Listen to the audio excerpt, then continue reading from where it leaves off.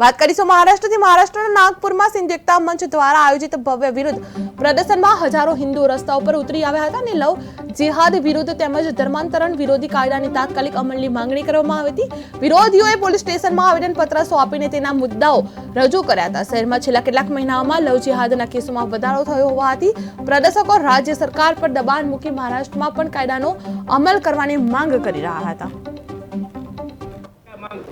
आज जो ये प्रोग्राम आयोजन किया सिद्धू एकता मंच का किया, आज हमारे इस मंच पे सारे हमारे समाज के जितने संत थे वो एक दर यूनाइट होके पंचायतों ने यूनाइट करके सिर्फ हमारा एक ही मिशन था कि हमारे बीच जो धर्मांतरण हो रहा है, जो लव जिहाद हो रहा है, उसको कैसे रोका जाए। और ये जो गवर्नमेंट जो बाकी स्टेटों में लव जिहाद को लेके धर्मांतरण को लेके जो कानून 8-10 स्टेटों में हुआ है, राजस्थान में आज लागू होने के बाद जो सुप्रीम कोर्ट में बाकी लोगों ने इसको चैलेंज किया 180 लोगों ने कि क्यों नहीं होना चाहिए, तो हम अपने स्टेट में ये रिक्वेस्ट करते हैं कि ये धर्मांतरण का कानून यहाँ पे लागू होना चाहिए और ये यहाँ पे नहीं होना चाहिए। ये लव जिहाद का मामला यहाँ से ख़त्म होना चाहिए। धर्म परिवर्तन क्यों करें? हम 5,000 साल पुरानी, 8,000 साल, 10,000 साल पुरानी हमारी संस्कृत है, हम संस्कृत को क्यों रूट को ख़त्म करना चाहिए। तो इसलिए हम अपने समाज को यूनाइट किया, आज अवेयरनेस दी